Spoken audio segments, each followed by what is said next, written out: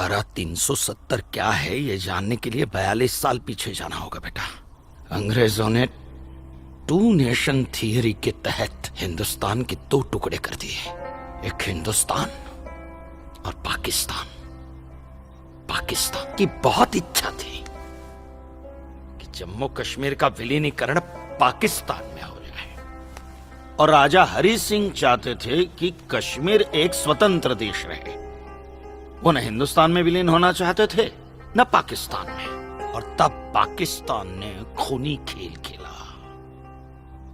अक्टूबर 1947 में पठानी कबायलियों को जम्मू कश्मीर के खिलाफ उकसाया, कश्मीरी पंडितों का कत्लेआम करवाया। ऐसे हालात देखकर राजा हरि सिंह ने घबरा कर नेहरू जी से कहा, कृपा करके आप कश्मीर को बचा लीजिए।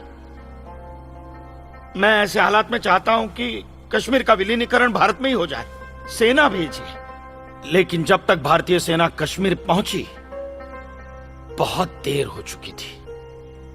न जाने कितने कश्मीरी पंडितों का कत्लेआम हो चुका था।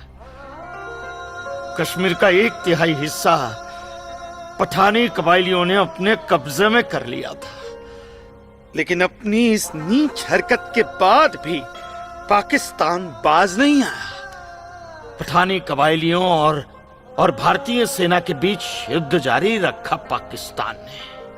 संयुक्त राष्ट्र सुरक्षा परिषद के 3 सदस्य आयोग की रिपोर्ट पर 13 अगस्त 1948 को पठानी कबायलियों और भारतीय सेना के बीच युद्ध विराम घोषित हुआ, और यह तय किया गया कि कश्मीर समस्या का हल जनमत के आधार पर ही होगा। सितंबर 1951 में मताधिकार के बाद एक बार फिर जम्मू कश्मीर के भारत में विलय की पुष्टि की गई, मगर इसी दौरान शेख अब्दुल्ला ने अपने हाथों से धारा 370 का ड्राफ्ट तैयार किया और नेहरू जी को सौंपा।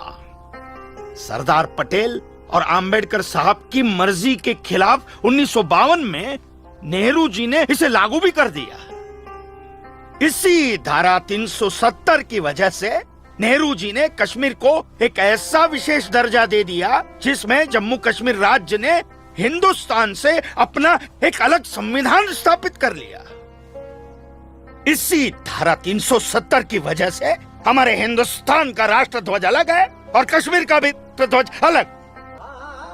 इसी धारा 370 की वजह से कश्मीर की कोई भी महिला यदि भारत के किसी भी अन्य राज्य के नागरिक के साथ शादी करती है तो उस महिला की नागरिकता समाप्त हो जाती है। लेकिन यदि वो महिला अगर किसी पाकिस्तानी नागरिक के साथ शादी करती है तो पाकिस्तानी नागरिक कश्मीर का नागरिक हो जाता है, हिंदुस्तान का नागरिक हो जाता है। इसी धारा 370 की वजह से भारत के किसी भी अन्य राज्य का नागरिक जम्मू कश्मीर में जमीन खरीद नहीं सकता, व्यापार नहीं कर सकता। लेकिन जम्मू कश्मीर का नागरिक भारत के किसी भी अन्य राज्य में जाकर अपना व्यापार कर सकता है, जमीन खरीद सकता है, कुछ भी कर सकता है। अरे ये बिग लैंड एबोल्यूशन एक्ट क्या है पता है?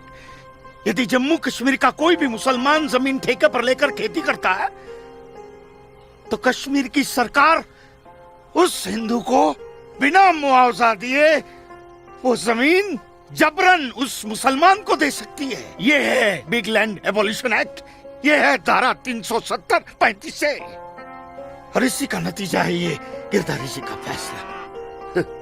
और सिर्फ यही नहीं, ये जो सरकार की ऋण निरस्तीकरण योजना है ना, इसके अंतर्गत उन सारे मुसलमानों का कर्जा माफ कर दिया जाएगा जो उन्होंने हिंदुओं से लिया।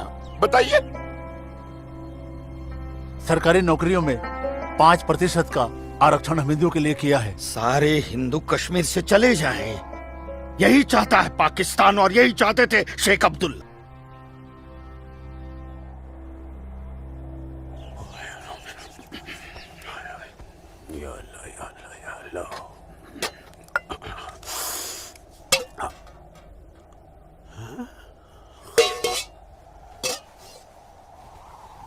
खाली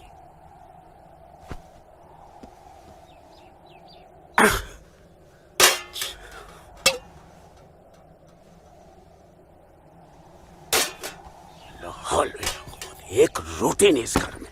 अल्लाह ताला सब ठीक कर देगा। अम्मी, घर में रोटी है कि नहीं? घर के हालात देख रहा है तू? खाने वाले इतने सारे और कमाने वाले ये अकेले तेरे अब्बू। रोटी है कि नहीं? ए जब्बार, कितनी आसानी से पूछता है ना अपनी अम्मी से रोटी है कि नहीं। रोटियां कमाई जाती हैं, न कि